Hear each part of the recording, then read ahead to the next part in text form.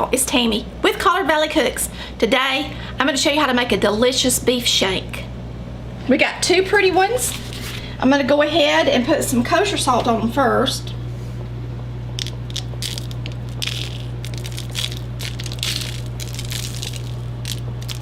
Before you sear your meat, go ahead and make sure that it's been sitting out at least an hour so that it gets close to room temperature.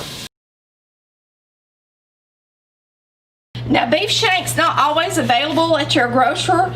We shop at Ingles and they have them quite a bit, and so does Food Depot. So if you see some, try to pick them up. Now, these are beautiful ones. They're nice and big. Lots of times when you get them, they hardly have any meat on them. So, I mean, I wouldn't waste my money on them unless they look pretty and they got a lot of meat on them. Just wait until they get some that's worth, you know, your time and effort, okay? So we're going to let this heat up and we're gonna sear these on both sides. And put a little olive oil down in our pot. And it's easier just to go ahead and sear them in the pot you're gonna make them in. I'm gonna do them separate, so I'll do one and then I'll do the next one. So we're gonna let this sit in here and get nice and brown. It'll take a few minutes and it needs to be up on a high heat. Okay, since that one bulged out and it's keeping it from getting seared real good and I'm gonna take this fat band and I'm gonna cut it in half so that the meat can lay down on the bottom of the pan while it's searing. I'll go ahead and let this one be browning on the side while that one lays flat on the bottom. Put it over. There we go. Now, you are going to take some fresh rosemary, some sage. We have it growing out in the yard, which is nice. I've got some garlic, and I'm just going to slice it through a little bit. I have peeled and chopped, large chop carrot. The same goes for my onion. Now we also have a red bell pepper. We like the taste of the red. And some celery.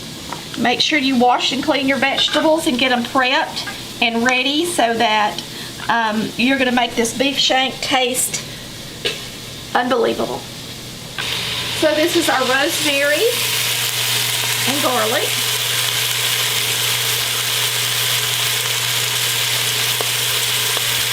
Carrot and onion. Red bell pepper. And celery. And now we're going to cover it with water. I'm going to bring it over to the sink.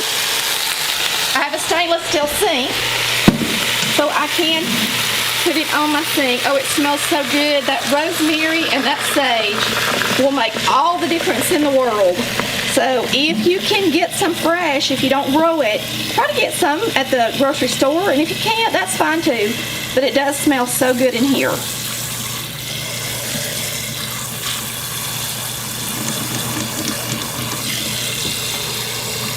You can substitute, you know, one of them for another herb if you've got it. We're going to cover this good with water. Put it back on the stove. And we are going to simmer this all day. I'm going to put a nice lid on it. Okay, so we've got it covered with water. We've got it on an eye. It is on a lower medium. You're not going to want to turn it up high. You never want to cook any kind of beef at a high temperature quick, or it makes it tough. Slow is slow and low. It makes it taste the best, okay? So put this on the stove, and we're going to let it simmer in here for a couple of hours, and we're going to put the lid on it.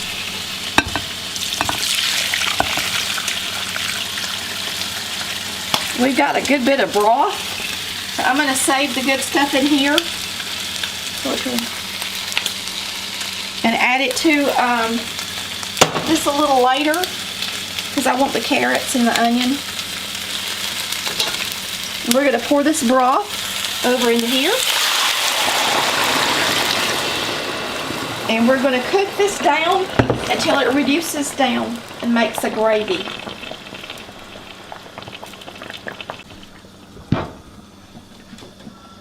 Okay, Okay, we're gonna leave that on about medium until it reduces. All right, you can see we're boiling it good.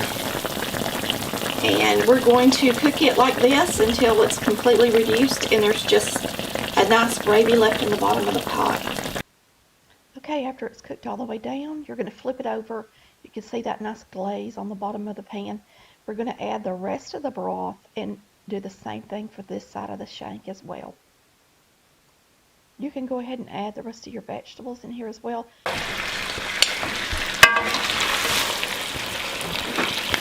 Okay, you can see the shank and how delicious it looks and how caramelized that is in the bottom. It's all to pieces. That's the way we like it. Got a couple of nice bones for your dogs in here too. We'll turn it off before it gets too brown. But you can see in the bottom how nice it looks. So, put some on the plate for you.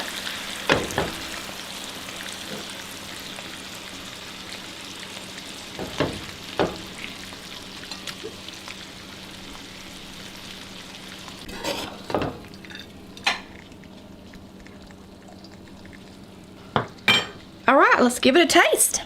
You can see that it's falling apart done.